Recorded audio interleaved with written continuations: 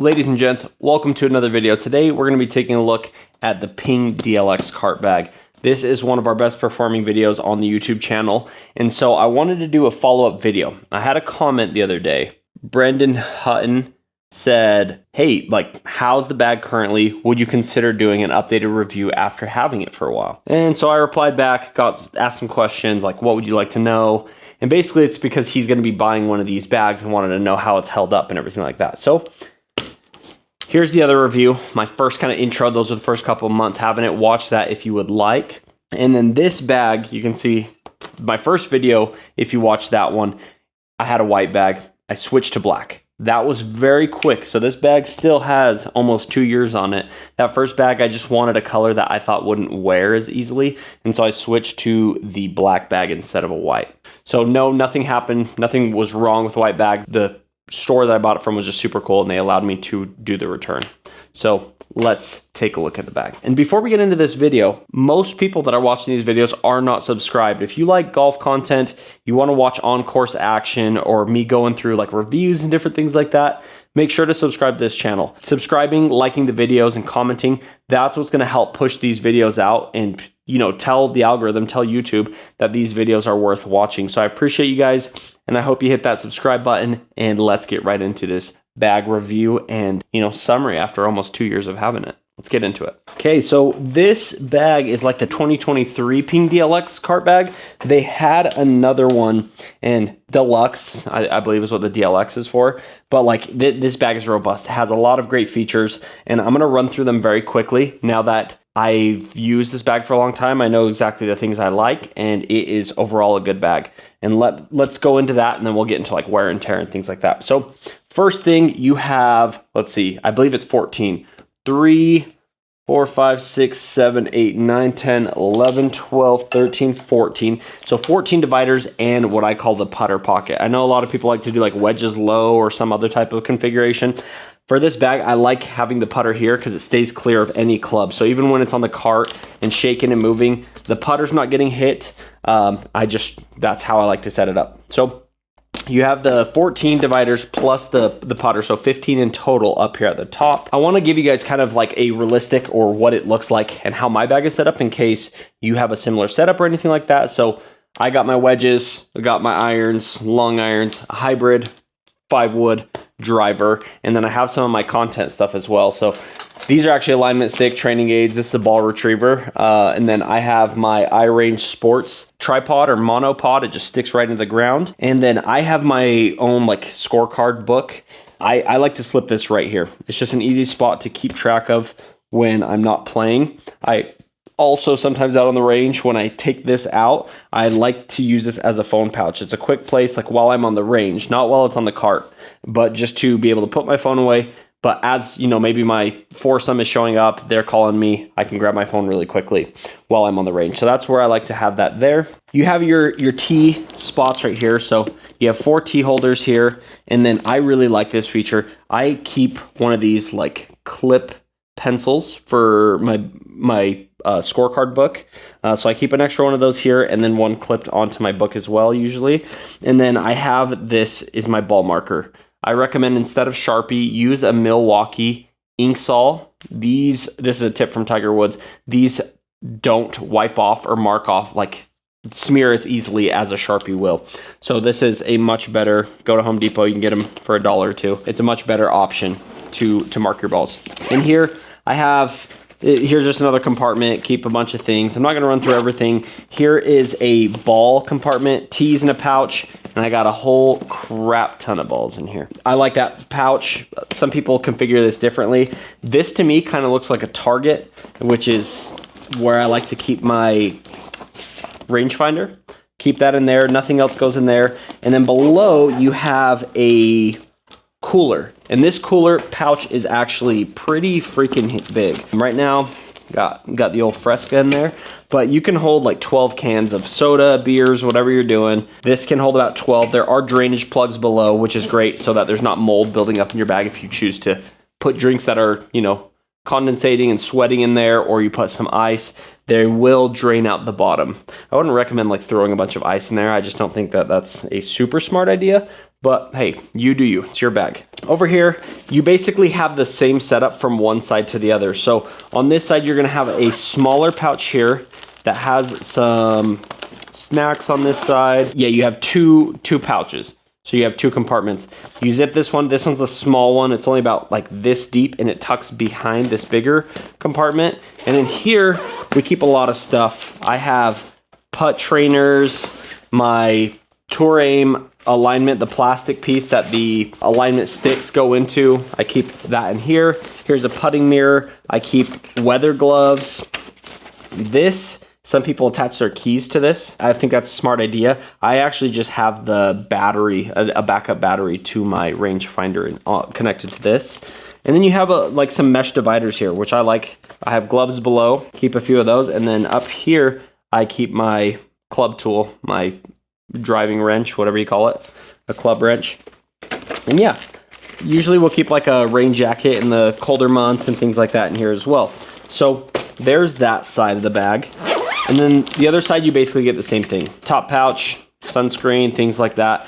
This one thing that I wanted to touch on is how much space and how you can expand these quite wide. Like it has a room to fit a lot of stuff in here. When I'm going out to the course and I'm gonna be filming content on certain days, I have 2 of the Bluetooth speakers in here. I have a pair of them because they sync up, go together. I have 2 USB cables, a poncho. I have a suction mount, which is what I use to put my DJI Action camera. The suction mount that it goes in, all these things are in here with my other 2 cameras, which is my DJI Action camera, as well as my DJI Pocket 3, which is what I put on my iRange monopod, and that's how I film my content. So there is a lot of stuff that is packing in here. Like this is no joke. I'm absolutely maxing out this bag, which is exactly why I got this bag. I never wanted to feel like I was in a position where I was being handicapped by the amount of space that I had in my golf bag. I understand that this might be overkill for a lot of people. You're like, dude, I just want to go golf and I don't need all this tech gear, equipment, and all these other accessories and items. That's fine. You can go for a smaller, more simple bag, but I think just knowing that like when you start golf to when you're 4 years in, 3 years in, things might change. It's not necessarily saying you're going to be wanting to be doing content, but like the ability to just have more space and more real estate in your golf bag is always a plus. I think it's so nice to be able to just fit what I want and not have to limit myself or have to pull things out of my bag depending on what things I want to take to the course. So to be able to just have this be, I call this my like closet on a go. Like I can put so much stuff in this bag. And like I said, like this cooler pouch, I don't drink, so that thing is basically empty. So that's a whole nother compartment. Usually I'll take like a 3/4 zip if it gets hot, and I'll stuff my extra clothing items in this front cooler pouch throughout around. So last thing I wanted to touch on, for those of you that haven't seen this, obviously you have like these little buttons and you can put the rain hood, just like every other golf bag, I would hope. Premium golf bags, you'll have those. Last thing here is the shoe pouches. And so after a round, or if you are somebody like me that forgets your golf shoes, yeah, these are nice to have. You can just put your golf shoes as part of your bag. So when you go to load that in your cart, they're already here, and then you can slide them off, or after a round, put them in here and let them air out. Very convenient, super nice. You just pull these out of the back and then they tuck back in. This is a super cool feature that I hope and wish more golf brands and bags would take on, because that's a super nice and convenient way to air out your shoes and just have them be a part of your bag. So now that you guys have seen what this bag is, there's no tripod stand or like no legs, anything like that. That's the Ping DLX bag. Now let's get into what I think is the most important part, which is wear and tear, the quality of the bag. How has it held up almost being 2 years? Let's jump into it. Just context on how this bag attaches to a golf cart, because there are no standing legs. This bag is going to be heavy, especially if you have a lot of stuff in it. You're not going to be wanting to carry this bag. You're going to want to have it on a cart or a push cart, some type of thing to carry it. It's too heavy. So how it works is you set it up on the cart and you feed. You can see it says cart strap right here. So it feeds through this back piece, goes under this front pouch, which this is my one point. I hate trying to feed thick straps through here. There are some companies and brands where this whole pouch is like magnetic, and so it lifts up, you feed the strap under and close it. That is one feature that I think would be really cool. But basically feeds through here, and then the same thing feeds on that backside and comes out. Overall, I like that most of where the strap is making contact is below these different sections. Reason being is a bag, no matter how hard you try to tighten it, they are going to move and create friction, and so the material is going to wear and start to wear away and show signs of wear. And so instead of having a strap that comes over the top and shows a bunch of that wear, I like that it's hidden. So now I'm going to pick up my camera and show you guys some of the weak points where I have seen wear. I don't think it's that bad. For a bag being 2 years and getting played every single week, I think that it is in pretty good shape. And for a lot of casual golfers that might only get out once or twice a month, I think that this bag will hold up and you'll enjoy it. So let me grab the camera really quick. All right, so here's the side of the bag. You can see right here, this is usually where the cart or another bag that is on the golf cart will create friction. It'll rub on this side of it, and that creates some wearing on this piece of leather. So you can see there's a leather and it's completely worn down to whatever piece of plastic or whatever's on the inside there. But where the cart strap is, like you can see, I'm pretty pleased. Like there's little scuffs, but no ripping here. Looks super good. Main reason I went with black is because, like you can see, just being out in the sun, golf, grass, dirt, there is a little bit of like yellowing or just like signs of wear in the white, and I didn't want that with my other bag. I wanted to have like that. That's why I switched from the white to the black, is because I knew that this bag would hold up a lot better, and I just didn't want to have to deal with yellowing or stains or something bad happening to my bag. So that's why I switched to black. Here on this side, where I usually feed the strap in, you can see there's a little bit more of that wearing going on this side. So again, that's gonna happen, it's nothing crazy. And then on this side, there's more of that wearing.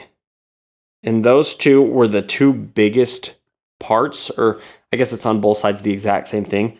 That's the biggest sign of wear.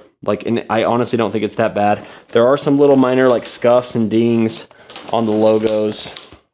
You can see here, I probably rubbed up or dropped it on somebody's bag, dropped it on the floor, hit somebody's bag or something, but it scuffed the Ping logo. But overall, it looks super good. Like I don't have complaints on the quality of this bag. Like I still think it's in really good shape. But with that being said, I know I have a lot of positives to say, but even with that being said, there are a couple of things that I would consider changing or would like to have updated on the bag. First one I already touched on is if this compartment could magnetize or unsnap and be able to lift this up and feed the strap through, I think that would be pretty cool. Obviously, touching on durability, I think maybe if they would have come out with something a little bit more robust instead of this very delicate like leather piece, maybe that could have helped, like a more hard plastic or something like that, could have helped keep that in better shape. I'm trying to think.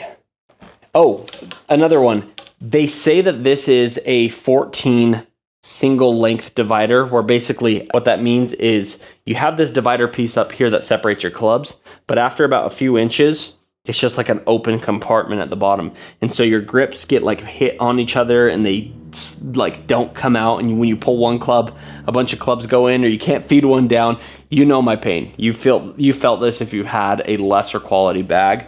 They say this is a full length divider, but I still feel some snagging. So I wish there was a little bit more like reinforcement or something that would help the clubs be more isolated. I think that would be a huge plus to keep the bag in better shape. But other than that, guys, like I think it's a really solid bag. And if you can get a hold of one of these older models, I don't think that you will be upset. I think the design of the bag looks super good. It's super clean. Some people would say this like giant Ping on the side pouch is a little bit aggressive and they would like something more subtle. They did do that in the most recent Ping DLX bag. It's very small branding, like it's small like this, and it says like Ping DLX, and it's very subtle, very clean. I don't mind it though. I think Ping's a good brand. I don't mind rocking the Ping. So I think overall, I really enjoy this bag, and I think you guys will too. So would I recommend it? I would say yes. I still think that after, 2 years of use, I have no major, I do not like this about this bag. I hate this. So I would definitely recommend it. If you can get a hand on one of these bags, I think you will enjoy it. You might be getting some discounts finding it in stores now that it's been a few years down the road. You might be able to find this bag at a discount compared to the new bags. These are not cheap, $300-ish, $300+ Not a cheap bag, but it's worth the investment. I've really enjoyed it, and I will be rocking this bag for probably another 3 or 4 years. If it holds up, I have no reason to get rid of this bag. I've loved it. I appreciate it. Let me know in the comments. If you feel like I've missed anything, feel free to leave it in the comments, and make sure hit that subscribe button, like this video. That's what's going to help this channel. If you enjoyed this video and you want to see more videos like this, make sure to subscribe to the channel, and I appreciate it. Thank you guys so much, and we'll see you next one. Peace.